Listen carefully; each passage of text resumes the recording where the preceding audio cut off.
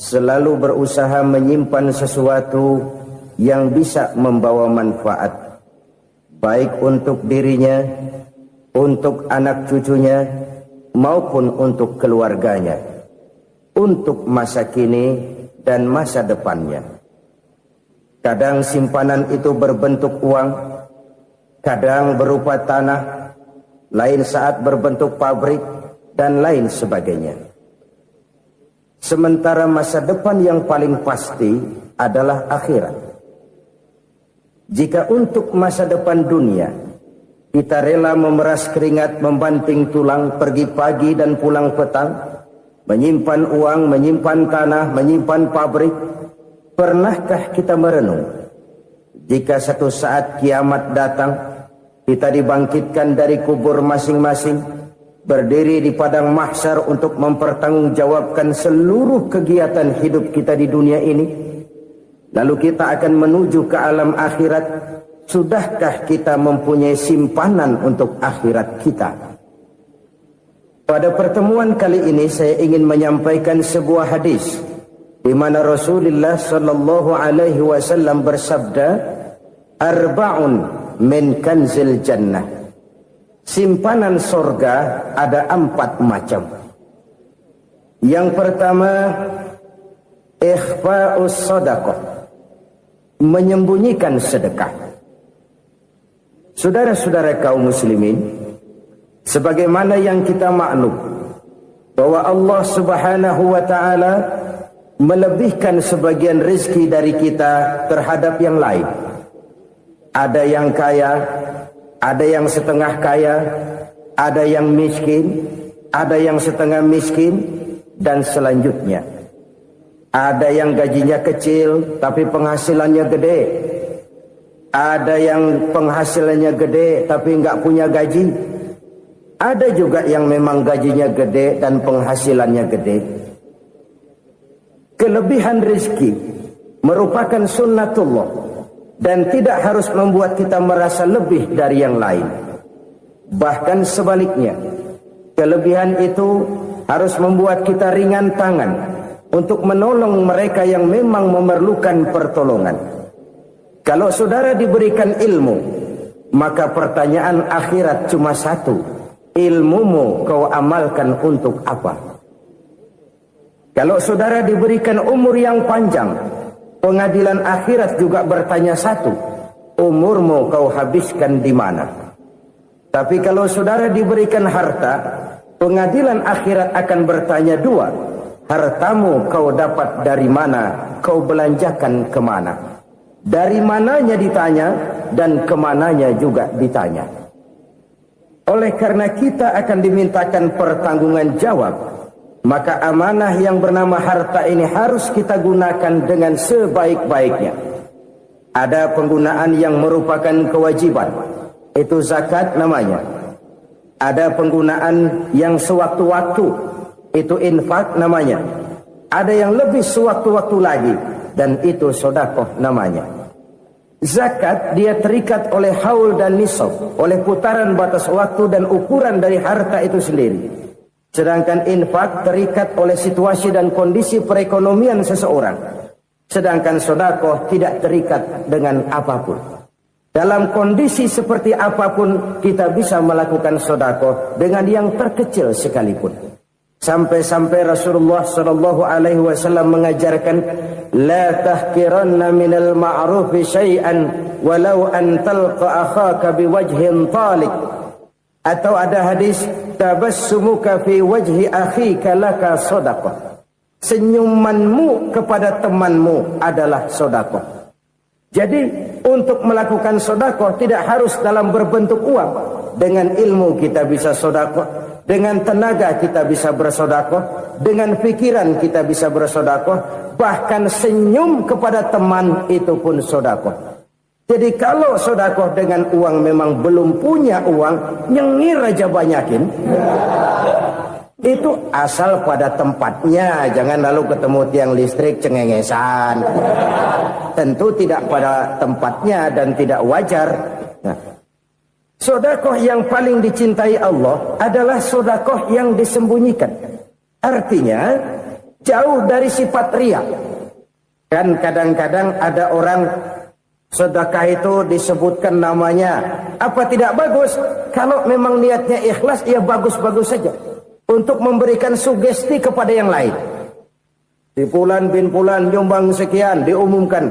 Boleh kalau niatnya untuk memberikan rangsangan kepada yang lain supaya dia menyumbang lebih besar dari orang tadi. Tapi kalau itu mendatangkan riya, maka sedekah yang paling dicintai Allah adalah sedekah yang disembunyikan. Tangan kiri saja tidak tahu apa yang diberikan oleh tangan kanan.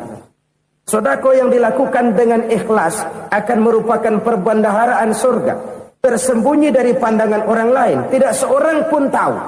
Karena memang sikap yang baik adalah melupakan kebaikan dan mengingat kesalahan. Itu salah satu ciri orang bahagia. Orang yang selalu mengingat kesalahannya dan berusaha melupakan segala kebaikannya. Kalau dia akan ada kebaikan, dia tidak bisa ikut, dia merasa rugi karena dia merasa belum pernah berbuat baik. Tapi kalau akan melakukan kesalahan baru, dia ingat kesalahan yang sudah-sudah, sehingga terhalang baginya untuk melakukan satu kesalahan baru. Demikianlah saudara-saudara, bahwa Allah melebihkan rizki sebagian kita dari yang lain, agar terjadi tolong-menolong dalam kehidupan ini. Jadi kesenjangan yang nature, kesenjangan yang alami, itu sunnatullah. Ada yang kaya, ada yang miskin, ada yang kelas menengah. Nah, kenapa lalu sekarang kita berusaha mengentaskan kemiskinan? Oleh karena adanya kesenjangan struktural. Kalau yang kaya bisa semakin kaya, kenapa yang miskin tidak bisa naik jadi ikut sedikit kaya? Sebab pada dasarnya Islam adalah agama yang sejak turunnya sudah berupaya memerangi kemiskinan. Bahkan dikatakan kemiskinan itu mendekatkan kepada kekufuran. Orang kalau miskin udah dekat banget sama kafir. Gampang menjadi kafir. Berapa banyak saudara-saudara kita yang oleh karena soal perut, oleh karena soal materi, terpaksa meninggalkan dan menanggalkan akidahnya. Menjual petunjuk yang diberikan Allah dengan kesenangan dunia yang cuma sebentar ini. Na'udzubillah, thumma na'udzubillah. Jadi makin kita sembunyikan satu sedekah, semakin banyak perbendaharaan kita di surga. Sedekah yang paling dicintai Allah adalah sedekah yang disembunyikan. Malahan ada seorang sufi, dia punya kebiasaan kalau pergi sholat Jumat, dia bawa uang. Itu uang dia taruh di bawah tikar masjid. Dia niat sedekah kepada siapa saja yang nemuin itu duit. Maksudnya apa? Supaya yang nemuin nggak tahu siapa yang punya duit. Demikian dia saking ingin menyembunyikan sedekahnya. Karena sifat riya itu bisa memakan amal kita sendiri. Riya itu termasuk menyebut-nyebut kebaikan kita. Orang yang suka nepuk dada, sedikit-sedikit ngitungnya kalau nggak gua. Tuh kalau nggak gua tuh. Tuh yang belas itu kalau nggak gua. Iya kalau nggak lu kenapa emang? Orang yang suka menepuk jasad. Tuh biasanya memang begitu saudara-saudara. Kalau perang lagi berkecamuk, orang nggak sempat ngaku jadi pahlawan. Tapi begitu perang selesai, yang kagak kenal bedil ngaku pahlawan, mas. Itu sesuatu yang biasa. Oleh karenanya, orang-orang yang ikhlas dalam bersedekah, disembunyikannya sedekah itu, Allah cinta betul. Malahan ada hadis memberikan jaminan, inna sedaqatal mar'il muslimi tazidu fil umri wa tadfa'u mitatas su'i. Sesungguhnya sedekahnya seorang mukmin tazidu fil umri, bisa menambah umur panjang. Wa tadfa'u mitatas su'i, dan menyelamatkan manusia dari mati secara su'ul khatimah. Jadi siapa yang kepengen panjang umur, banyaklah sedekah. Yang bosan hidup, pelit terus. Sedekah menambah panjang umur dan menyelamatkan manusia dari mati secara su'ul khatimah. Pak, katanya umur itu nggak bisa ditambah, nggak bisa dikurangin. Kapan? Kalau ajal sudah datang. Wa idza jaa ajaluhum la yastakhiruna sa'atan wa la yastakdimun. Kalau ajal datang tidak bisa dimajukan, tidak bisa dimundurkan. Itu kalau ajal sudah datang. Tidak bisa lagi umur ditambah dikurangi, sudah datang. Tapi kalau belum datang, itu kan haknya Allah. Mau ditambah, mau dikurangi, hak prerogatif Allah. Sebagai pencipta manusia, Allah Maha Kuasa dan Maha Mampu. Sedekah ini menambah panjang umur dan menyelamatkan manusia dari mati secara su'ul khatimah. Itu orang mati kan sama ya, kondisinya mati, nggak nafas. Tapi hakikat mati kan lain-lain. Ada yang mati itu husnul khatimah, baik akhirnya. Misalnya lagi ngaji mati, lagi sholat mati, lagi sedekah mati. Ini yang dinamakan dengan husnul khatimah, baik di akhirnya. Sebaliknya ada yang su'ul khatimah, jelek di akhirnya. Ini yang jadi catatan akhir. Lagi nyekek botol, mampus. Lagi banting kartu, modar. Su'ul khatimah, jelek pada akhirnya. Sedekah menyelamatkan manusia dari mati secara su'ul khatimah. Dan kita semua kepengen mendapat husnul khatimah, jauh dari su'ul khatimah. Oleh sebab itu yang bisa menyelamatkan kita dari penyakit itu antara lain adalah sedekah yang disembunyikan, yang dikerjakan dengan ikhlas karena Allah, tidak karena kepengen dipuji orang, tidak karena ingin dikatakan orang pemurah. Sebab orang dermawan itu orang yang memberi tanpa harus diminta. Kalau masih harus diminta, ya belum dermawan namanya, masih harus diminta. Kalau nggak diminta ya tulus, lolos, polos.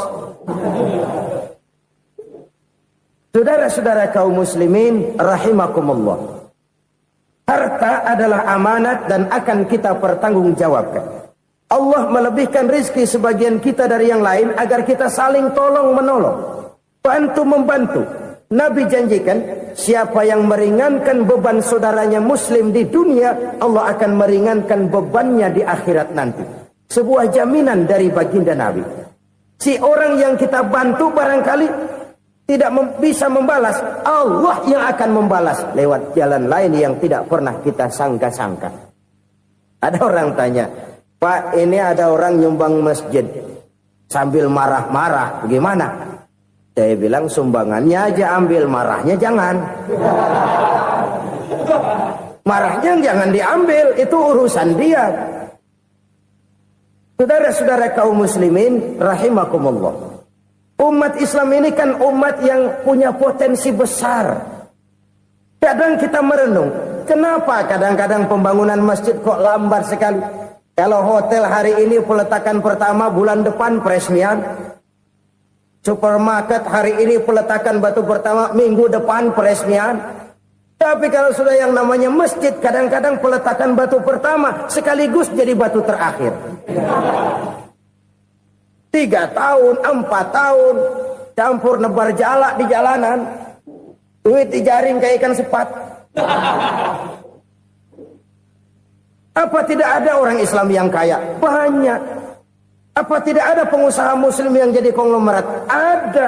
Lalu yang belum banyak itu yang komit terhadap nilai-nilai agamanya. Akhirnya kita jatuh jadi umat yang lemah. Belum ada pengusaha konglomerat muslim buka pabrik supermi cap beduk misalnya umpamanya atau pabrik kecap cap sorban supaya identitas keislamannya sedikit kelihatan. Kita jatuh jadi umat yang lemah karena potensi tidak terinventarisir dengan baik. Kita ini ibarat kompor yang cuma matengin nasi orang lain. Potensi kita dimanfaatkan oleh orang lain. Ukhuwah Islamiyah kita baru terbatas kepada silaturahmi. Ukhuwah di bidang ekonomi kita lemah, ukhuwah di bidang kebudayaan kita lemah, apalagi ukhuwah di bidang politik kita lebih rapuh lagi. Padahal ukhuwah itu adalah totalitas kehidupan manusia, menyangkut ipolek sosbud, memerlukan nilai-nilai ukhuwah. Jadi oleh karena itu mari kita menyadari di dalam harta kita, walaupun kita yang cari, pergi pagi, pulang sore, peras keringat, banting tulang, di sana ada harta anak yatim. Di sana ada hak masjid. Di sana ada hak pesantren, di sana ada hak jihad. Berbahagialah seseorang apabila dia oleh Allah dijadikan keran. Keran itu menyimpan air, tapi tidak untuk dirinya, tapi disalurkannya kepada mereka yang memang memerlukannya. Saudara-saudara kaum muslimin rahimakumullah, ini yang pertama. Jadi perbendaharaan surga adalah menyembunyikan sedekah. Orang lain nggak tahu, kita pun nggak pernah ngitung-ngitung. Kita anggap lewat begitu saja, padahal itu deposit akhirat. Satu. Yang kedua, perbendaharaan surga itu apa? Wa kitmanul musibah, menyembunyikan kesulitan. Kadang orang takut menghadapi kesulitan. Tapi makin kita merenung, hidup ini kan sebenarnya urusan. Takut sama urusan, ya jangan hidup. Tandanya orang hidup itu kalau punya urusan. Urusan merupakan problem. Problem sering menimbulkan kesulitan.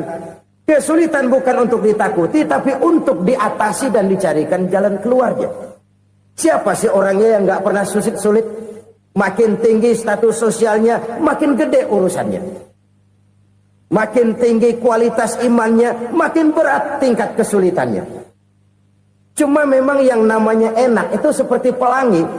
Biang lala itu nggak pernah di atas kepala kita, di atas kepala orang melulu. Lo sih enak lo, kata kita. Dia juga bilang, yang enak kan lo. Pelangi itu nggak pernah di atas kepala kita. Kata tukang beca, aduh enak ya naik Mercy. Kata tukang beca, apa yang di dalam mobil Mercy? Aduh enak bener tukang beca. Di jok ngeringkuk, ngorok pules bener. Saya kamar pakai AC, sejuk, tempat tidur sutra, empuk, alga, spring bed, kulak kulik, nggak bisa pulas kalau belum minum Valium, belum tidur. Enak bener tukang beca, di jok ngorok nggak tahu wetan kulon. Si tukang beca bilang yang di Mercy enak, yang di Mercy bilang tukang beca enak. Inilah enak, nggak pernah di atas kepala kita, di atas kepala orang lain melulu enak itu. Nah, saudara-saudara, yang merupakan perbendaharaan surga itu orang yang bisa menyembunyikan kesulitan. Baik pribadi ataupun rumah tangga. Nih terutama rumah tangga yang jadi soalnya. Kadang-kadang kita ini kalau senang, sebaliknya. Kalau senang kita diam. Kalem aja, cuek. Banyak banget duit kita, bawaan diam aja udah. Malah ketemu orang takut. Tapi begitu susah, sekampung tahu. Padahal Nabi mengajarkan perbendaharaan surga itu menyembunyikan musibah, menyembunyikan kesulitan. Kalau enak, cerita sama orang-orang. Kalau nggak enak, rasain sendiri, tekan sendiri, atasin sendiri. Kita kan sebaliknya. Tenang kita diam, asal lagi susah, paling tidak kita nyari teman buat cerita kesusahan. Siapa orangnya yang nggak pernah susah? Cuma soalnya bagaimana kita mengatasi kesusahan itu sendiri. Begitu juga misalnya kalau orang sudah berumah tangga, itu orang tuanya harus menjadi tempat dia cerita yang enak-enak saja. Yang nggak enak rasain berdua, selesaikan berdua, atasin berdua. Jangan dibalik. Asal senang diam, giliran susah aja. Maknya laporan. Terbalik. Bisa menjaga security informasi. Maka nama bayam keluar diam, malah seluitan. Enak amat lo makan daging ayam. Security informasi. Saudara-saudara kaum muslimin rahimakumullah. Ujian yang terberat itu yang pernah diberikan kepada para nabi, para rasul, para aulia, para ulama. Makin tinggi keimanan, makin berat bentuk kesulitan. Ayo saya kemukakan satu contoh saja. Ada seorang nabi yang kaya, nabi kaya, namanya Nabi Ayub. Iblis kalau orang begini kan keki, ibadahnya rajin, kaya. Nih yang kayak begini susah digodain. Kalau ibadahnya rajin, miskin, kali bisa disogok. Sini imannya mantap, ibadahnya rajin, kaya, nabi lagi. Tapi namanya iblis, nggak kurang akal. Laporan, Tuhan, kenapa Les? Ya ini bahasa saya, bahasa Qur'annya sih nggak gitu. Itu hambamu yang namanya Ayub, dia rajin ibadah cuma karena dikasih kaya aja. Coba kasih miskin dia, berhenti dia sembahyang. Ah, kamu bisa aja. Saya tahu Ayub itu hambaku yang ikhlas. Saya buktiin Tuhan, silahkan. Dibuktiin lah, iblis turun ke alam ini. Yang mula-mula dia lakukan, dia rusak sawah ladang Nabi Ayub. Dia binasakan binatang ternak Nabi Ayub. Sehingga dalam waktu singkat, jatuhlah Nabi Ayub dari orang paling kaya, jadi orang paling miskin. Beliau masih ibadah di mihrab dalam masjid. Datang iblis. Saudara Ayub, ya, lagi ngapain? Ibadah. Nyembah Allah, nyembah Allah. Oh, percuma. Kenapa? Tuhan yang ente sembah nih, dia udah bikin miskin ente. Sawah ladang ente hancur lebur, binatang ternak binasa. Sekarang ente jadi orang paling miskin. Ngapain nyembah Tuhan kayak begitu? Tekor. Udah berhenti dah ibadah, berhenti ibadah. Ini iblis sama Tuhan laporannya lain, yang dikerjakan kepada Nabi Ayub juga lain. Benar begitu iblis, kata Nabi Ayub. Iya, sawah ladang saya habis, buras. Binatang ternak saya binasa, binasa. Saya miskin, bangpak. Apa jawab Nabi Ayub? Bukan innalillahi, ini hebat. Alhamdulillahillazi a'tani wa akhza minni. Segala puji bagi Allah yang telah memberikan harta kepada saya dan sekarang mengambilnya lagi. Alhamdulillah. Allah yang ngasih, Allah yang ambil. Itu mah urusan Allah. Iblis cuman ibadah jalan terus, sujud lagi Nabi Ayub. Iblis seleher gondok banget. Dasar Nabi nggak mempan dia apa-apain. Miskin malah alhamdulillah. Allah yang ngasih, Allah yang ambil. Jadi kalau kita tidak komit, kita tidak terikat kepada kaya, miskin, senang, susah, apa yang bisa bikin kita susah? Jadikan kekayaan, kemiskinan, jadikan senang, susah sebagai anak buah yang bisa kita atur. Jangan kekayaan ngatur kita, jangan kemiskinan ngatur kita. Kita yang harus mengatur mereka. Senang, susah, kaya, miskin, bahagia, sengsara, jadikan itu anak buah yang bisa kita atur. Kalau sekarang kita kaya, lain saat boleh jadi kita miskin, semiskin-miskinnya. Allah yang ngasih, Allah yang ambil. Tenaga mana yang bisa menghalangi? Ibadah jalan terus. Iblis makin gondok. Dasar Nabi loh. Akhirnya apa? Nabi Ayub dikerjain, diberikan penyakit. Demikian fatal penyakitnya. Bayangin, udah miskin sakit. Masya Allah. Miskin sakit. Sakitnya nggak lama, kira-kira 16 tahun. Istrinya 3, 2 mental minta ceraiin. Ngerawatin laki bengek begini. Senang belum tentu, susah udah pasti nih. Cerai aja, cerai dah. Cerai. Tinggal satu Siti Rahmah yang setia menemani beliau. Sesetia-setianya hati perempuan. Satu saat Siti Rahmah bilang, "Bang, ya, abang kan Nabi, Bang. Lalu, namanya Nabi kan doanya jarang meleset, Bang. Maksud kamu minta kenapa sih sama Tuhan biar abang sembuh, baik dah, Bang?" Siti Rahmah, iya. Saya sakit berapa tahun sih dah? 16 tahun, Bang. Sebelum ini saya sehat berapa tahun? Ya kira-kira 60 tahun, Bang. Nah, coba ente banding-bandingin, Rahmah. Saya dikasih sehat 60 tahun.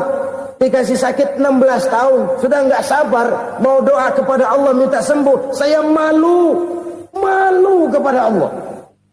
Diuji dengan yang luar biasa seperti ini. Tidak mengganggu stabilitas kehambaannya. Dia tetap menghamba kepada Allah subhanahu wa ta'ala. Saudara-saudara kaum muslimin rahimakumullah.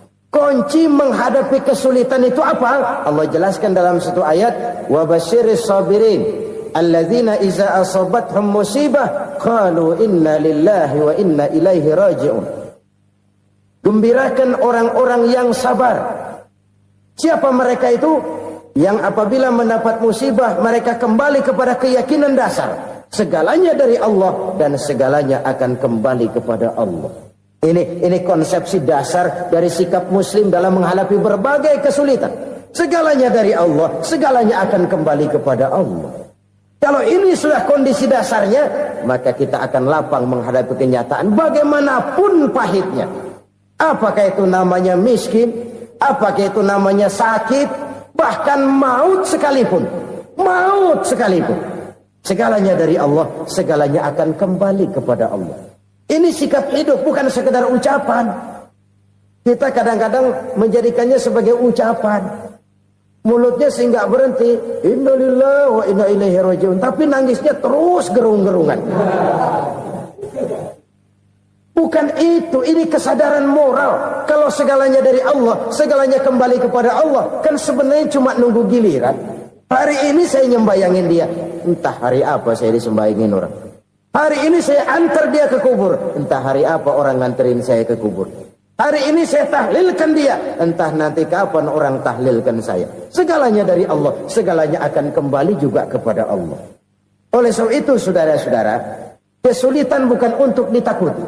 Kesulitan justru untuk diatasi, dicarikan jalan keluarnya. Dan tidak ada orang yang tidak pernah mendapat kesulitan. Tidak ada.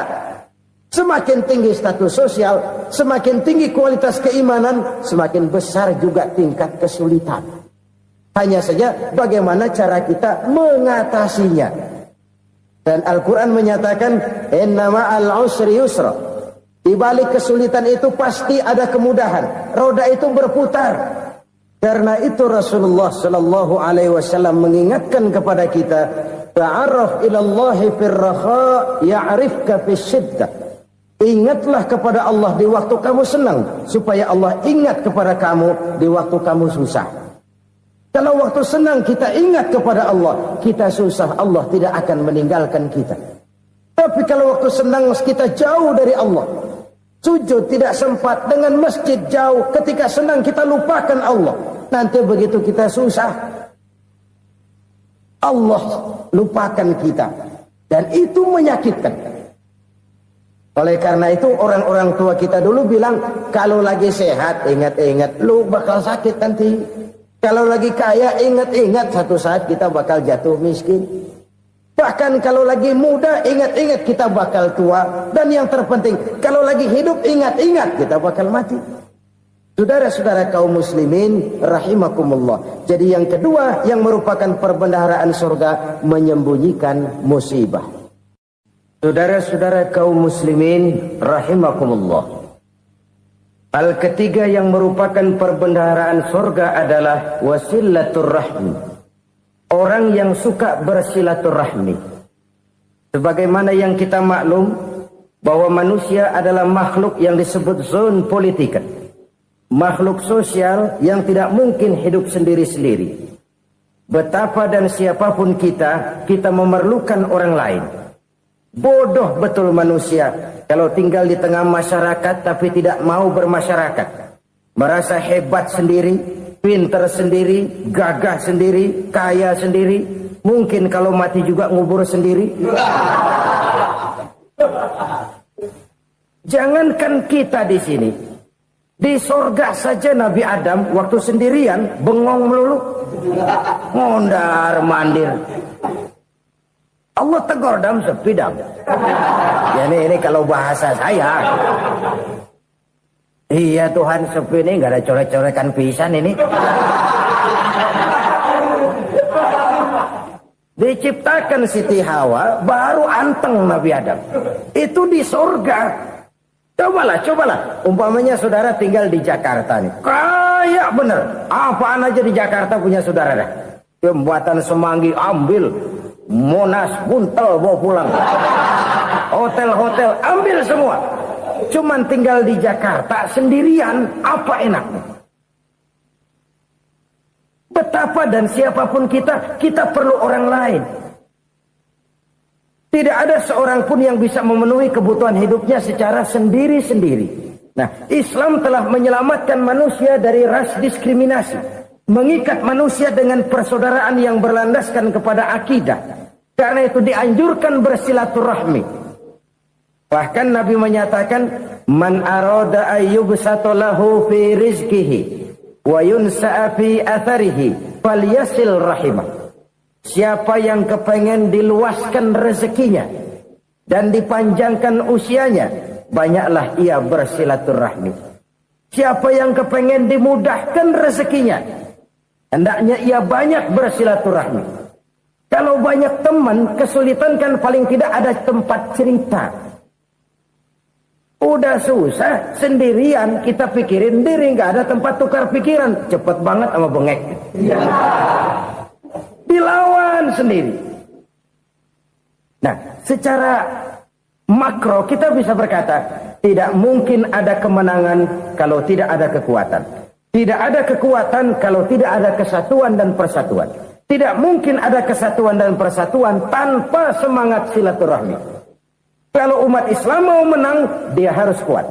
Kalau umat Islam mau kuat, dia harus bersatu. Kalau umat Islam mau bersatu, dia harus membudayakan silaturahmi ini. Bahkan sampai-sampai kata Nabi, kalau bisa cari nilai tambah. Apa? Silman qata'ak. Bersilaturahmilah kau kepada orang yang marah denganmu. Masya Allah, indahnya ajaran agama kita. Orang yang marah pun kepada kita, kata Nabi, kalau bisa bersilaturahmilah kepadanya, kepada orang yang marah itu. Di situ nilai tambah. Cuman jujur nih hadis, ngucapinnya gampang, ngamalinnya yang berat banget. Orang marah sama kita, kita disuruh silaturahmi, ada apa malu? Lu marah, ada gua marahan lagi. Tunggu pikirin. Saudara-saudara kaum muslimin rahimakumullah. Tapi ini yang diajarkan, bahkan ini yang dicontohkan oleh baginda Rasul. Bagaimana begitu mudah, misalnya satu saat Abu Jahal ini ngatur strategi bagaimana bikin Muhammad celaka. Dia gali lubang di depan tempat tidurnya. Dia tutupin daun korma. Terus dia panggil seseorang, ke sini. Kasih tahu Muhammad, pamannya sakit keras, minta ditengokin. Berangkat orang ini ke sana. Muhammad, labbaik. Pamanmu sakit keras, dia minta ditengokin. Baik, saya akan datang menjenguk beliau. Berangkatlah Nabi ke rumah Abu Jahal tanpa prasangka apapun. Abu Jahal udah pasang setil, selimut 3 rangkap setengah dia pakai. Persis kayak orang meriang. Tapi sembari ngintip dari balik selimut. Begitu Muhammad buka pintu, nah, masuk perangkap nih. Muhammad jalan menuju tempat pembaringan. Makin lama makin dekat, makin lama makin dekat. Makin dekat ke lubang yang dipasang oleh Abu Jahal itu. Dalam hati Abu Jahal, terus dah jatuh, mampus dah lo ini. Mampus lo hari ini. Apa yang terjadi? Malaikat Jibril datang. Muhammad, pamanmu cuma pura-pura sakit. Di depan tempat tidurnya ada lubang perangkap supaya kamu jatuh ke situ. Sudah, kamu pulang. Balik kanan Nabi. Sudah hampir jatuh ke lubang, balik kanan, pulang. Bayangin kecewanya Abu Jahal. Muhammad dikit lagi. Enggak paman, saya pulang aja. Emosi bangun dari tempat tidur, enggak sadar kalau lagi pura-pura sakit. Lompat ngejar Nabi, dia lupa dengan lubang yang dia gali. Serak, nyemplung sendiri ke dalam lubang.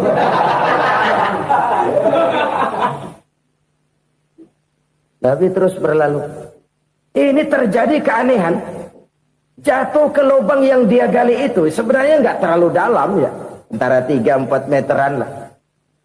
Tolong saya jatuh ke lubang ini. Datanglah pelayan-pelayannya itu. Angkat saya dari sini. Ngulurin tambang. Satu gulung, belum juga nyampe itu tambang. Kurang, beli lagi ke warung. Sambung, ulur lagi, nggak juga bisa sampai. Wah ini kerjaan Muhammad ini. Tolong siapa salah seorang kamu ke rumah Muhammad, kasih tahu encangnya kecebur. Minta ditolongin. Sampaikan kepada Rasul. Kenapa? Pamanmu jatuh ke lubang, Muhammad minta tolong diangkatin. Tambang udah nyambung-nyambung nggak nyampe juga. Ya nanti saya datang saya tolong. Coba. Nyata-nyata orang berniat jahat mau mencelakakan dia. Datang dia menolong. Ini yang disebut air tuba dibalas air susu ya ini. Bukan sebaliknya. Air tuba dibalas air susu. Paman, kecebur ya? Iya Muhammad, tolong ini. Pegang tangan saya. Nabi ulurkan tangannya. Nyampe. Dipegang oleh Abu Jahal. Diangkat ke atas. Sampai atas. Apa kata Abu Jahal? Sihirmu memang hebat Muhammad. Udah ditolongin dikata sihir. Yang enak kita kemplang kan itu orang begitu. Urusan apa? Tapi inilah akhlak. Kalau bisa kamu bersilaturahmilah dengan orang yang marah kepadamu sekalipun. Orang marah kita tetap baik. So, kalau kita berbuat baik sama orang yang memang baik, rasanya sih biasa-biasa aja. Orang baik kita baik lagi. Ya draw aja, belum ada nilai tambah di situ. Baru ada nilai tambah kalau kita bisa berbuat baik kepada orang yang nyakitin kita. Itu namanya kita setingkat di atas dia. Dia sakitin kita, kita berbuat baik sama dia. Dia pelit sama kita, kita baik sama dia. Dia marahin kita, kita deketin dia. Di situ kita punya nilai tambah. Jadi siapa yang ingin diluaskan rezekinya kata Nabi dan dipanjangkan umurnya, hendaklah ia banyak-banyak bersilaturahmi. Sederhana sebenarnya silaturahmi. Tapi silaturahmi membangkitkan semangat kesatuan dan persatuan. Kesatuan dan persatuan melahirkan kekuatan. Dalam matematika, 1 ditambah 1 pasti 2. Tapi di tengah masyarakat, 1 orang takut ditambah 1 orang takut, hasilnya jadi 2 orang setengah berani. Kenapa setengah berani? Karena udah berdua. Tadi pan takut sendirian. Kalau dia kumpul turu-turu takutlah jadi berani. Kita yang lemah, kita yang tidak berdaya, kita yang miskin, kalau mau kompak bersatu, apa yang nggak bisa kita kerjain? Apalagi tinggal di kota besar, pilihan cuma 2, bertahan atau minggir. Bertahan atau minggir. Untuk bisa bertahan harus mampu bersaing. Untuk mampu bersaing harus punya keahlian. Keahlian harus ditunjang dengan pendidikan. Ditambah oleh kekompakan sebagai umat. Udah miskin mencar mulu, orang injak kita. Orang nggak pandang urusan apa yang malu.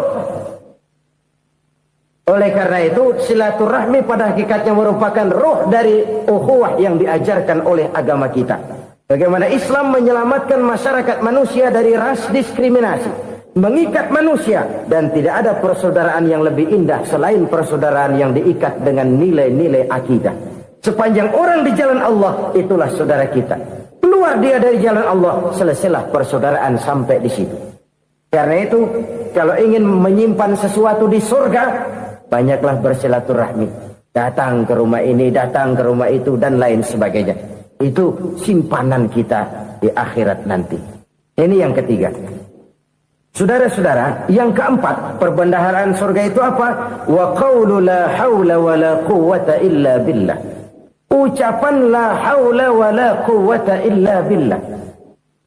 Ibadah kan ada yang berat, modalnya besar. Bangun masjid berat, modalnya besar. Bangun rumah sakit berat, modalnya besar. Ada ibadah yang berat, tapi modalnya ringan. Misalnya puasa. Puasa itu berat, mengendalikan nafsu. Kalau sekedar nggak makan nggak minum sih enteng, mengendalikan nafsu itu jihad terbesar. Tapi kan modalnya ringan, cuma niat saja. Ini ibadah berat, modalnya ringan. Ada ibadah yang ringan, modalnya juga enteng. Seperti termasuk ucapan la haula wa la quwwata illa billah. Tanpa sadar, la haula wa la quwwata illa billah, nyelengin tuh di surga. Nyelengin, kita nggak terasa, nyelengin simpenan akhirat. La haula wa la quwwata illa billah, nyimpan lagi. Kaget, la haula wa la quwwata illa billah, nyimpan lagi. Banyak simpanan. Walaupun sebenarnya yang dimaksud di sini adalah kesadaran batin bahwa tidak ada daya dan kekuatan kecuali Allah. Itu intinya. Kita memulai pekerjaan disunahkan baca bismillah, kan begitu. Apa itu? Kesadaran moral. Bahwa ini saya bisa kerjakan. Saya kerjakan ini dengan menyebut nama Allah. Kenapa? Kalau Allah tidak memberikan daya dan kekuatan, mana mampu saya kerjakan ini. Maka saya kerjakan ini dengan menyebut nama Allah. Bismillah. Kesadaran moral. Manusia hanya wajib berusaha, tapi nggak pernah wajib berhasil. Banyak hal-hal yang kalau kita renungkan secara rasio nggak mungkin. Tapi jadi kenyataan. La haula wa la quwata illa billah. Tidak ada daya dan kekuatan kecuali bagi Allah semata-mata. Kesadaran moral akan kelemahan dan keterbatasan makhluk bernama manusia. Kadang kita kagum dengan otak, tapi kita sering lupa sama yang bikin otak. Padahal bagaimanapun hebatnya otak, yang bikin otak pasti lebih hebat dari otak. Nggak percaya? Silahkan otak-otakan. Inilah kecenderungan. Kita kagum dengan pesawat-pesawat mutakhir, bukan main, besi gede banget terbang itu. Alangkah hebatnya. Lalu apa yang bikin otak tidak lebih hebat dari itu semua? Kita puji laut, apa yang bikin laut tidak lebih hebat dari laut itu? La haula wa la quwata illa billah. Tidak ada daya dan kekuatan kecuali Allah.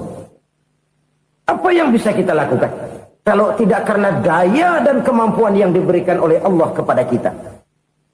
Lahirlah sikap tawadu, rendah hati, tidak melonjak menjadi angkuh dan sombong, sadar akan kelemahan dan keterbatasan diri. Sebagai makhluk yang diciptakan oleh Allah Subhanahu wa ta'ala. Jadi satu sisi ini ucapan yang berpahala, la haula, jadi wiridan.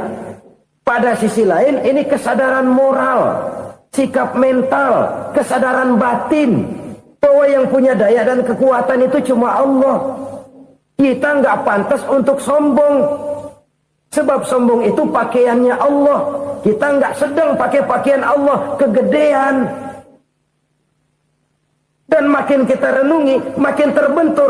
Apa sih yang bisa kita sombongin? Kita mau sombong apa? Kaya, pintar, itu kan semua relatif. Di atas langit masih ada langit lagi. Jadi oleh karenanya, marilah kita menyadari. Manusia hanya wajib berusaha, tapi tidak pernah wajib berhasil. Yang berusaha saja tidak wajib berhasil, apalagi yang tidak berusaha. Islam bukan agama orang pemalas yang selesai sholat lalu endelohom, nggelenggem ayem-ayem. Tapi Islam bukan agama orang sombong yang setelah berusaha lalu tidak memerlukan Allah. Kita bisa saja bikin proyeksi, tahun sekian kita bakal panen besar menurut perhitungan otak. Tapi ada kejadian lain. Apa? Tikus ngambek. Habis itu dimakanin tikus, panen gagal. Proyeksi rasional gagal oleh tikus-tikus yang ngambek itu. Bisa saja terjadi. Tahun depan kita panen besar, urung. Kenapa? Musim panas panjang. Dan sekarang ini koran-koran bikin berita musim mengalami penyelewengan. Bukan cuma manusia yang nyeleweng sekarang. Musim pakai nyeleweng. Mestinya kan musim hujan sudah selesai. Silaturahmi. Sebagaimana yang kita maklum bahwa manusia adalah makhluk yang disebut zon politika. Makhluk sosial yang tidak mungkin hidup sendiri-sendiri. Betapa dan siapapun kita memerlukan orang lain. Bodoh betul manusia kalau tinggal di tengah masyarakat tapi tidak mau bermasyarakat. Merasa hebat sendiri, pintar sendiri, gagah sendiri, kaya sendiri. Mungkin kalau mati juga ngubur sendiri. Jangankan kita di sini, di sorga saja Nabi Adam waktu sendirian bengong melulu, mondar mandir. Allah tegur Adam, sepi Adam. Ya ini kalau bahasa saya. Iya Tuhan, sepi ini nggak ada coret-corekan pisan ini. Diciptakan Siti Hawa, baru anteng Nabi Adam. Itu di sorga. Cobalah.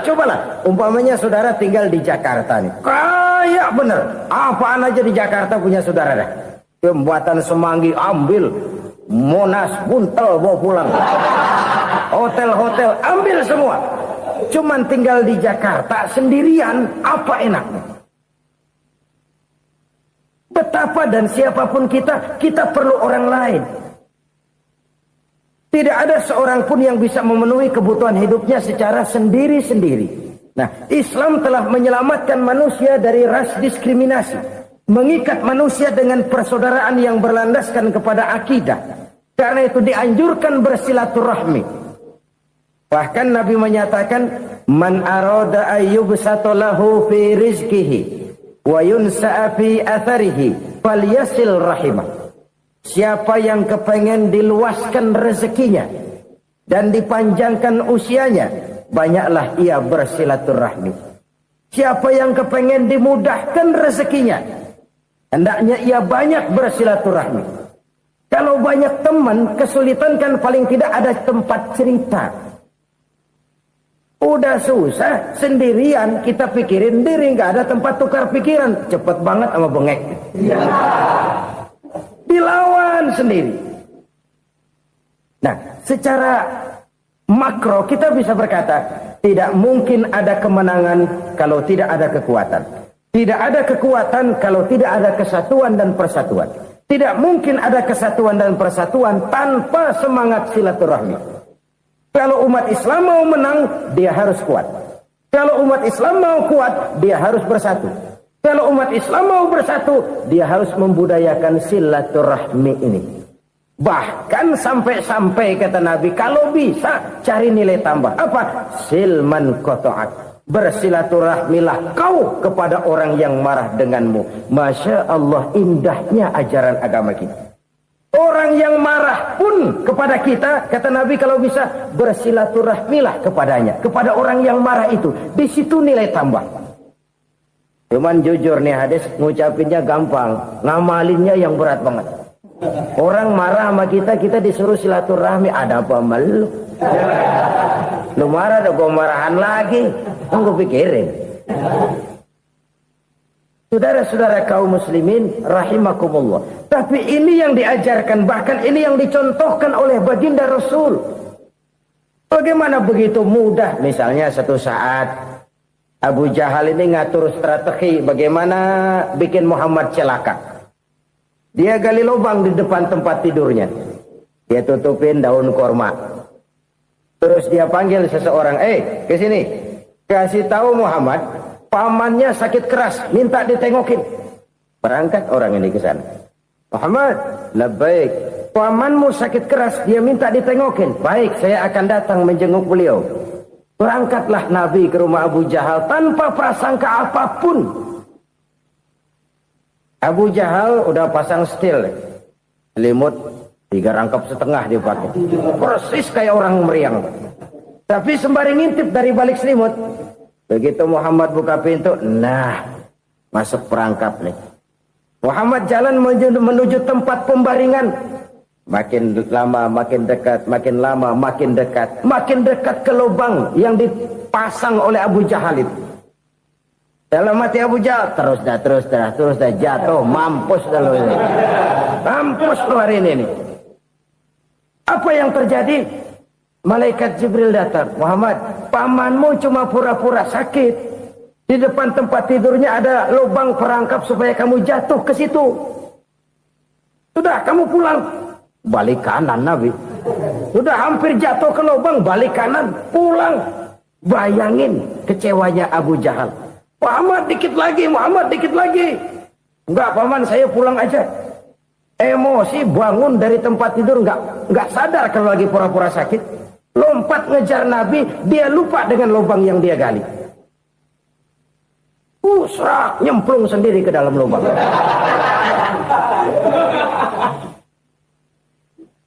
Nabi terus berlalu. Ini terjadi keanehan.